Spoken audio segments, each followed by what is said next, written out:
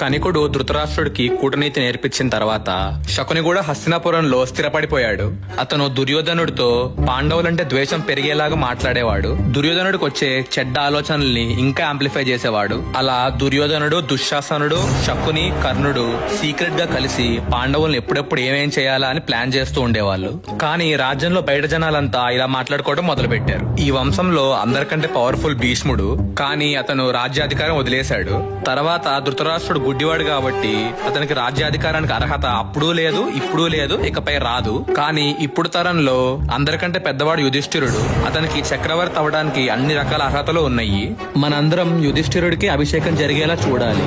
అప్పుడే ధర్మం 4 పాదాల మీద నడుస్తుంది, కురువంశం క్షేమంగా ఉంటుంది, రాజ్యం సుఖంగా ఉంటుంది అని అనుకునేవారు. ఈ మాటలన్నీ విన్న దుర్యోధనుడు అసూయతో మండిపోయాడు.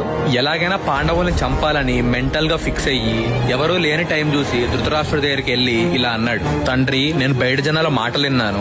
వాళ్ళందరూ మనకు అగేన్స్ట్ గానే మాట్లాడుతున్నారు. ఆ రోజుల్లో నువ్వు, భీష్ముడు రాజ్యాధికారం వదిలేశారు, పాండవు రాజయ్యాడు. ఇప్పుడు యుధిష్ఠిరుడు రాజవ్వబోతున్నాడు. రేపు వాళ్ళ పిల్లలు రాజులవుతారు. నీ కొడుకులైన మాకు రాజ్యాధికారం దక్కట్లేదు.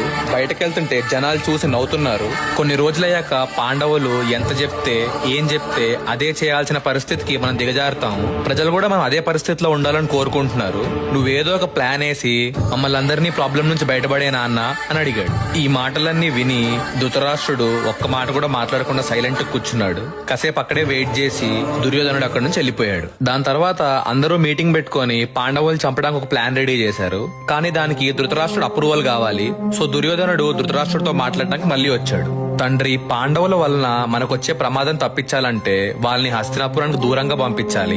మీరు వాళ్ళకి ఏదో ఒక సాకు చెప్పి వారణవతానికి పంపేయండి.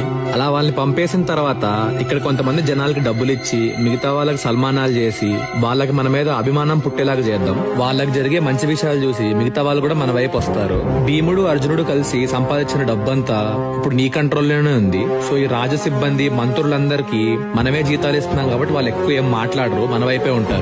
ఇలా రాజ్యం అంతా నా కంట్రోల్లోకి తెచ్చుకొని ప్రజలు మెచ్చేలా పరిపాలిస్తాను. ఆ తర్వాత పాండవులు తిరిగి వచ్చినా వాళ్ళనెవరూ పట్టించుకోరు. పాండవులకి అన్యాయం చేయడం మన ఉద్దేశం కాదు కాబట్టి వాళ్ళు ఏదో విధంగా బతికేలాగా ఏర్పాటు చేద్దాం అని అన్నాడు. అప్పుడు ధృతరాష్ట్రుడికి కనికుడు చెప్పిన కూటనీతికి లైవ్ ఎగ్జాంపుల్ లా కనిపించాడు దుర్యోధనుడు. వెంటనే ఆనందంతో ఇలా అన్నాడు: నాయనా దుర్యోధన, నా మనసులో కూడా ఇదే ఆలోచన ఉంది. కానీ ఇది చాలా ఘోరమైన పాపంతో కూడిన పని కాబట్టి కామ్గా కూర్చున్నాను. సరే, నువ్వు ఒక నిర్ణయానికి వచ్చావు, తప్పకుండా చేద్దాము అని కొడుకు మీద ప్రౌడ్ ఫీలింగ్ తో హ్యాపీగా అప్రూవ్ చేశాడు.